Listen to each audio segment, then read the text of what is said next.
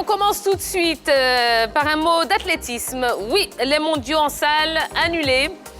Les championnats du monde en salle prévus en mars 2021 en Chine, à Nanjing, ont été annulés en raison de la pandémie de Covid-19. Ils sont reportés à 2023, a annoncé ce jeudi World Athletics. Les mondiaux en salle d'athlétisme avaient déjà été reportés de mars 2020 à mars 2021, toujours à cause de la pandémie du nouveau coronavirus. Dorgelès. Oui, TIA World Athletics a préféré repousser son événement de 2 ans. Les prochaines épreuves en salle, oui, on aura bien, oui, les championnats du monde prévus à Belgrade en mars 2022. Pour rappel, les mondiaux en salle ont pour habitude de se dérouler tous les 2 ans, les années impaires. Il devrait donc y avoir 3 éditions en 3 ans. Belgrade 2022, Nanjing 2023 et puis en 2024 dans un lieu qui n'a pas encore été déterminé, Tia. Bon, ça fait quand même un programme très très lourd, hein, si peu de temps et autant de championnats du monde. Oui, très très lourd, mais moi je veux mettre un point sur la déception quand même des athlètes qui étaient en train de se préparer pour cette compétition, notamment nos athlètes Arthur Sisségué et puis Marie-Josée Talou qui préparaient cette édition de 2021 à Nanjing. Malheureusement, elle est décalée pour 2023 et il y aura 3 éditions qui vont se dérouler sur la même période et ce sera vraiment très lourd. Donc on aura 2022, 2023, 2024. Les athlètes auront fort à faire durant cette période. Et je pense que ça va aussi coïncider avec d'autres compétitions telles que la Coupe du Monde, par exemple, en 2022 et consorts. Ça fait beaucoup. Ça fait beaucoup de compétitions, hein, absolument. D'accord, très bien. Allez, on poursuit avec du basketball. NBA, 48 joueurs positifs au coronavirus, alors que les matchs de pré-saison doivent débuter le 11 décembre et le nouvel exercice NBA le 22. Les joueurs ont passé une vague de tests. Résultat, 48 athlètes ont été déclarés positifs à la Covid-19 sur 546 testés. Cette série, réalisée entre le 24 et le 30 novembre, montre une très forte augmentation comparée à l'absence de cas dans la bulle d'Orlando. Et vous vous en souvenez, c'était en octobre dernier. Bien sûr, en raison de cette situation, les Golden State Warriors ont décalé d'un jour le début des entraînements individuels qui normalement devraient commencer demain à 11, mais ça sera décalé d'un jour. Donc, ils vont reprendre les entraînements individuels à partir du 12 décembre, puisque plusieurs joueurs issus de cette équipe des Warriors ont été contaminés. Donc, voilà, on va décaler.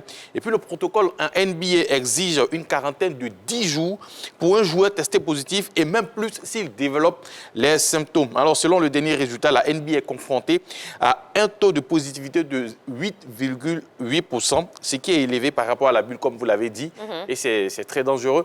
Et puis, pour le début de saison, ça a été aussi annoncé récemment, les Golden State, plutôt les Lakers, champions en titre, seront opposés aux Clippers pour le début de saison. Ça sera le 22 décembre, un derby de Los Angeles. Et puis, un gros choc surtout. Un gros choc. Et, oui. Et les Brooklyn Nets seront opposés aux Golden State Warriors.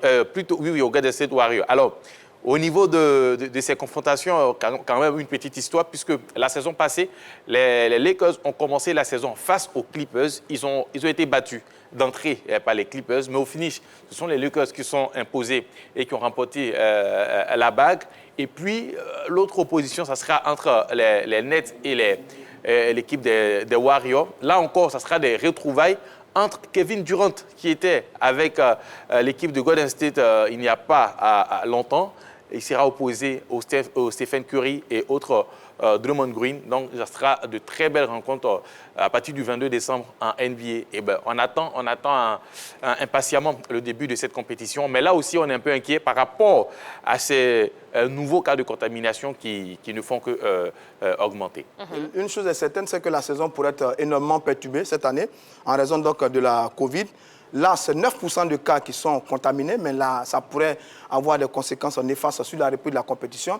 Il y a le match de pré-saison dans 10 jours qui vont être certainement perturbés. Certains joueurs ne vont pas y participer. Et on annonce que sur les différents cas qui sont placés en isolement en ce moment, c'est assez compliqué et ça montre que la saison va être difficile.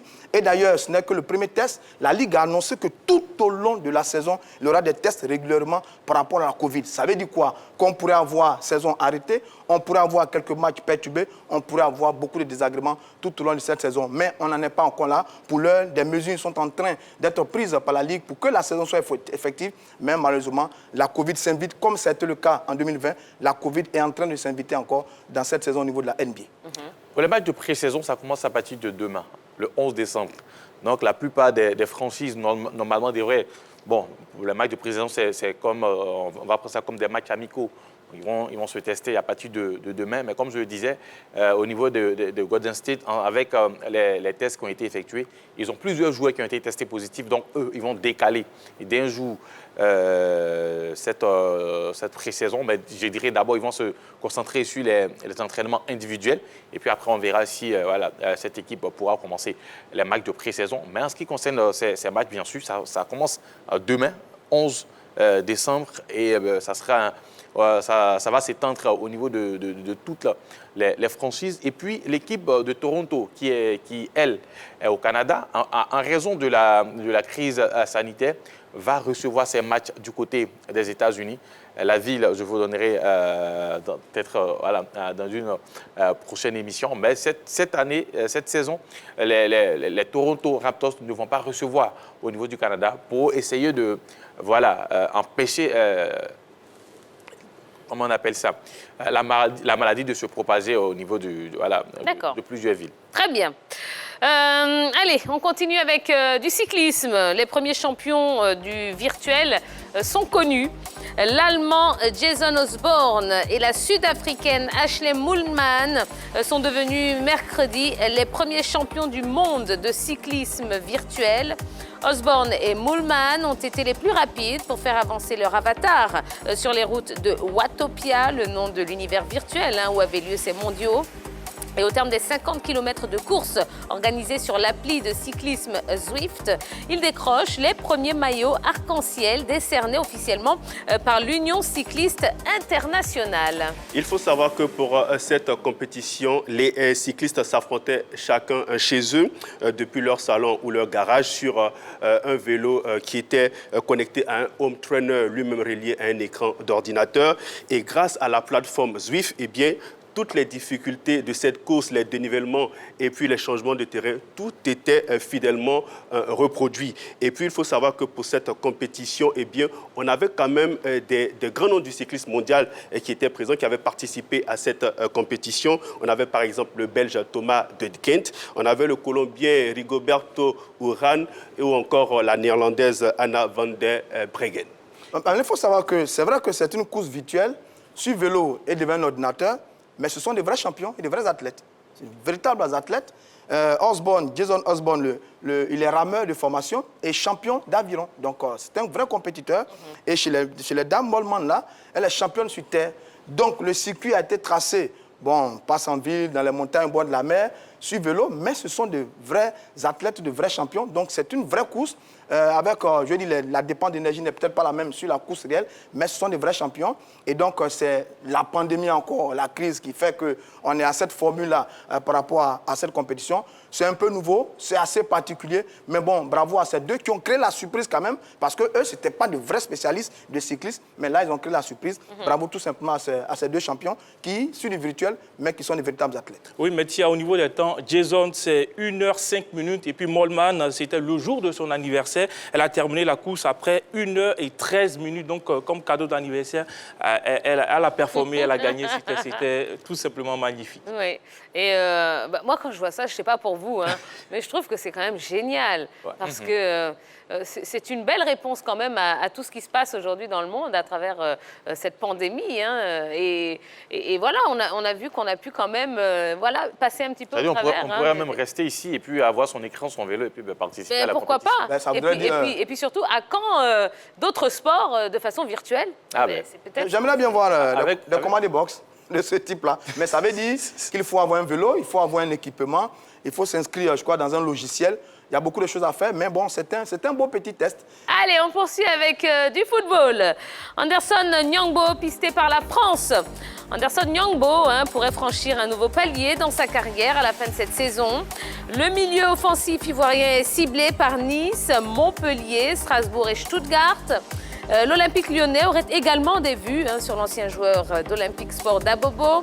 Si la Gantoise n'est pas contre le départ de sa pépite, eh bien, elle devrait réclamer un montant compris entre 5 et 7 millions d'euros pour libérer l'international espoir de Côte d'Ivoire. Alors, il faut rappeler qu'il est arrivé à la Gantoise en janvier dernier et puis dispose d'un contrat qui court jusqu'en 2024. Et déjà, il n'est pas beaucoup titulé avec son équipe de la Gantoise. Et quand on voit l'intérêt de ces différents clubs-là, ça montre un peu le grand talent qu'a l'Ivoirien. Maintenant, au niveau des clubs demandeurs, il s'agit de Montpellier et de Nice. Ce sont quand même de bons clubs aujourd'hui du côté de la France parce que Montpellier et Nice quand même jouent, j'ai créé le haut du tableau, même si ce n'est pas le trio à la fin du championnat, mais quand même, ce sont deux équipes qui quand même arrivent à titiller, à rivaliser avec les grands de la France. Et puis, par moment, on les retrouve du côté de la Ligue Europa. Donc, ça sera peut-être une bonne occasion pour lui, s'il arrive là-bas, bien sûr, de franchir un cap, de jouer les compétitions européennes et puis d'avoir assez d'expérience, ce qui sera profitable à l'équipe de Côte d'Ivoire. Mais pour l'instant, ce sont des spéculations. On ne va pas tout de suite penser à ce transfert-là. Pour l'instant, le joueur, il est avec la Gantoise, il se concentre et il joue son foot. Et puis, on espère que voilà, il pourra attirer plus parce que ce n'est pas seulement la France, puisqu'il y a l'Allemagne aussi avec Stuttgart qui se présente. Et oui. C'est une bonne nouvelle pour l'international espoir ivoirien, tout simplement. On va dire qu'il a de l'avenir, il doit progresser. Moi, je pense qu'il faut signer dans un club qui lui permet tout simplement de pouvoir passer un palier, passer un cap, parce que j'ai travaillé un peu sur ces statistiques avec cette équipe de la Gantoise. Jupiler Pro League, c'est 11 matchs, en Europa League, 4 matchs, en qualification Ligue des Champions, 1 match au total, 16 matchs joués, 1 but, il a joué et 754 minutes. Je pense que venir en France, pourquoi pas, pourrait lui permettre tout simplement de passer un palier et puis un jour, pourquoi pas se retrouver en Premier League comme le cas Gervinho. Mais pourquoi Premier League? Il y a d'autres championnats qui sont là. Ouais, mais pour son profit. Justement, vous le voyez dans quel championnat ou dans quel club? Bon, avec sa manière de jouer, peut-être dans un championnat comme la Liga ou peut-être même l'Allemagne, parce que voilà, il est très bon, c'est un allié, il joue sur le côté gauche, il est très bon et ça peut lui être profitable parce que déjà, quand on voit un peu ce qui se passe, la galère que vit certains joueurs ivoiriens du côté de la Première Ligue, pour l'instant, quand on annonce ce championnat pour un Ivoirien, on devient un peu sceptique. Donc voilà, peut-être la Liga ou le championnat d'Allemagne serait, je dirais, de bonnes destinations pour Niang Desson. J'ai envie de dire que les Ivoiriens commencent à avoir de la cote un peu en Europe. Après Franck Kessié, mardi dernier, avec les clubs anglais. Aujourd'hui, c'est Niango qui est courtisé par les clubs français. Vous avez évoqué pas mal de clubs quand même. Il y a aussi Stuttgart, le club allemand aussi qui s'intéresse aux garçons. Il faut savoir que c'est un joueur polyvalent. Il peut jouer en attaque comme au milieu de terrain, donc en tant que milieu offensif. Oui. Donc je suppose que c'est ce profil-là qui intéresse véritablement ces différents clubs, raison pour laquelle ils sont en train de le pister. Et je crois que c'est une bonne nouvelle pour lui. À lui de bien se comporter durant cette saison avec la Gantoise. Et puis on espère qu'il va aller dans un autre championnat, dans un club très bon qui va lui permettre de pouvoir progresser. Et ce qui est bien, c'est que Niangbo est un international U23, donc il pourrait participer au JO. Avec donc l'équipe de Côte d'Ivoire. C'est pour ça qu'il a besoin de temps de jeu d'ailleurs. Exactement. C'est son manque de temps de jeu du côté de la Gantoise. Donc il a besoin de s'exprimer véritablement dans un bon petit club. Et je pense que les deux clubs là qui le veulent en France sont pas mal, Nice et Montpellier. C'est des clubs assez intéressants qui peuvent donner de la visibilité. Bon, souhaitons tout simplement qu'ils puissent se lancer immédiatement parce que bon, les grandes compétitions sont proches. Vous parlez là des Jeux Olympiques, mais il y a également la CAN qui arrive parce que Baumel nous fait monter quelques jeunes garçons au sein de la sélection A. Pourquoi pas sa chance? Donc il faut qu'il retrouve rapidement un bon club, du temps de jeu pour se remettre en confiance pour la suite des événements. Très bien. Allez, on continue avec une mauvaise nouvelle. En Italie, donc Paolo Rossi est décédé. Paolo Rossi, un champion du monde 82 avec l'Italie et Ballon d'Or cette année-là, est décédé dans la nuit de mercredi à jeudi à l'âge de 64 ans. C'est sa femme, Federica Capelletti, qui l'a annoncé sur les réseaux sociaux. L'Italie rend hommage au héros du Mondial 82 et à une légende de son football. Il avait été le héros de l'Italie, championne du monde 82, avec ses 6 buts. J'ai envie de dire, le mauvais sort continue dans le football mondial. Oui, il y a 15 jours après Diego Maradona, le monde du foot est encore en deuil. Cette fois-ci, c'est Pablito. Oui, moi je retiens de ce garçon, de ce joueur, ce triplé contre le Brésil de Zico. C'était en 1982. C'était tout simplement magnifique. Moi, j'ai travaillé un peu sur son palmarès. C'est quelqu'un qui a apporté beaucoup à cette équipe de la Juventus. Oui, parce que c'est 2 championnat d'Italie, une Coupe d'Italie, une Coupe des Coupes, une Super Coupe d'Europe, une Coupe des clubs champions en sélection avec l'Italie. C'est une Coupe du Monde, 40 matchs, 20 buts. Tia, il était tout simplement monstrueux. Si on doit aller un peu plus loin, il était meilleur buteur de la Serie A en 1978 avec 24 buts, élu Ballon d'Or France Football en 1982, élu meilleur joueur de la Coupe du Monde en 82, élu 11 d'or par 11 mondial en 1982 et puis membre de la liste FIFA 100 en 2004. Il a vraiment marqué son époque, Tia. D'accord. Vous l'avez suivi, la Coupe Oui. du Monde 82? Je ne l'ai pas suivi, mais Non, parce qu'en plus, je m'attendais à ce que cette... je retiens du garçon, ah bon, un monsieur de 64 ans. Je me suis dit que forcément, Tia allait me poser cette question. On a checké un peu sur YouTube. Mais moi, je l'ai suivi. Voilà.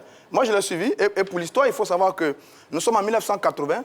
Il est suspendu pour match truqué, 3 ans. En 82, il est appelé en sélection pour aller participer à cette Coupe du Monde. C'était en Espagne.